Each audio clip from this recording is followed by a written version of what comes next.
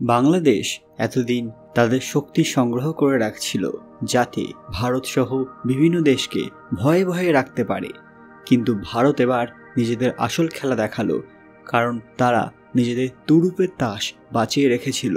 সম্প্রতি বাংলাদেশ তুরস্ক থেকে অত্যাধুনিক ড্রোন সংগ্রহের চুক্তি করেছিল, যা আঞ্চলিক প্রতিরক্ষা ভারসাম্যের ক্ষেত্রে নতুন মাত্রা যোগ করেছে। তুরস্কের ড্রোন সাম্প্রতিক সময়ে বিশ্বব্যাপী কৌশলগত ক্ষেত্রে গুরুত্বপূর্ণ ভূমিকা পালন করে, যা ন্যাটো সদস্য দেশ থেকে শুরু করে ইউক্রেনের মতো যুদ্ধক্ষেত্রেও ব্যবহৃত হয়েছে। এই ড্রোন চুক্তি ভারতের কৌশলগত পর্যবেক্ষণের কেন্দ্রবিন্দুতে উঠে এসেছে এবং জবাবে ভারত এক এমন কথা ঘোষণা করেছে যা বাংলাদেশের ঘাম ছুটিয়ে দিয়েছে। কিন্তু তারা এমন কি কাজ করেছে যা বাংলাদেশের এই ভয়াবহ ড্রোনকেও টক্কর দিতে পারে? জানার আগে কমেন্ট বক্সে হর হর মহাদেব অবশ্যই লিখবেন। সকলকে আমাদের চ্যানেল পুরাণ কথায় স্বাগত। আজকে আপনারা জানবেন, শুরু হলো ভারতের আসল খেলা। ভিডিওতে এগোনোর আগে সবাই অবশ্যই আমাদের চ্যানেলটি সাবস্ক্রাইব করে নেবেন। বাংলাদেশ ধীরে ধীরে নিজেদের আসল শক্তি দেখাচ্ছে, কিন্তু তারা এটা ভুলে যাচ্ছে যে ভারতেরও আসল শক্তি দেখানো এখনো বাকি আছে।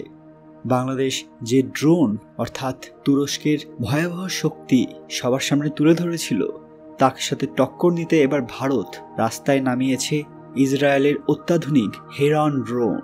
এটা মোতায়েনের পরিকল্পনা করা হয়েছে ইন্ডিয়া থেকে। ইসরায়েলের তৈরি হেরন ড্রোন ভারতীয় প্রতিরক্ষা বাহিনীর জন্য দীর্ঘদিন ধরে নির্ভরযোগ্য একটি মাধ্যম।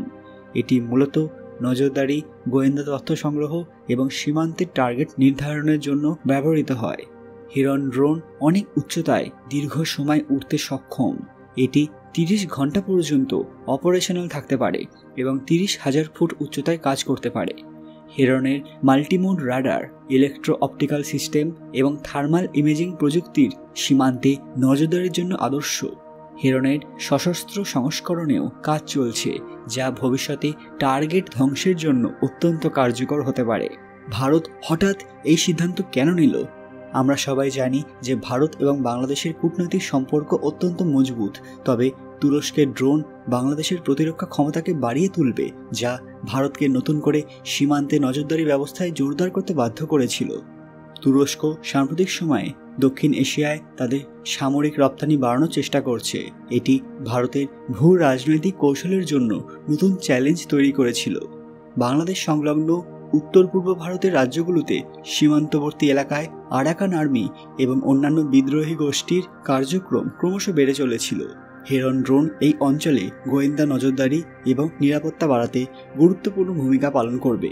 তুরস্কের যে TB2 ড্রোনের কথা বললাম, সেটা বাংলাদেশের জন্য একাধারে একটি প্রতিরক্ষা সরঞ্জাম এবং একটি কৌশলগত শক্তি।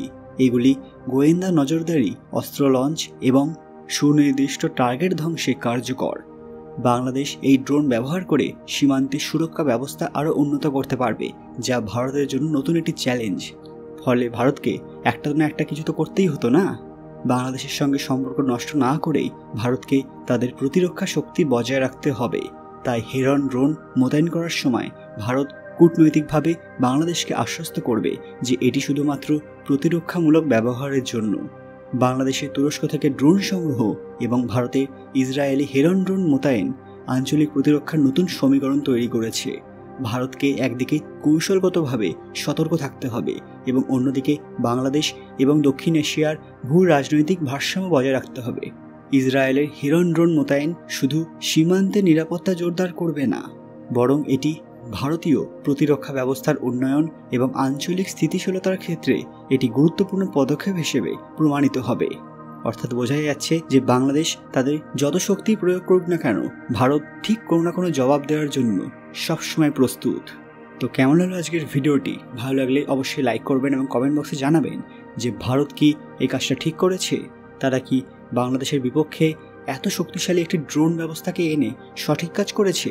আপনাদের মূল্যবান মতামত কমেন্ট বক্সে অবশ্যই জানাবেন। আজকের ভিডিওটি লাইক করবেন, আর হ্যাঁ, অবশ্যই প্রকৃত ভক্তরা হর হর মহাদেব লিখতে ভুলবেন না। আরও এরকম দরকারি আপডেট পেতে পুরাণ কথা অফিসিয়াল চ্যানেলটি মনে করে সাবস্ক্রাইব করে নেবেন। খুব তাড়াতাড়ি ফিরে আসবে একটি দরকারি ভিডিও নিয়ে। ততক্ষণ আপনারা এই ভিডিওগুলো দেখতে পারেন। ধন্যবাদ।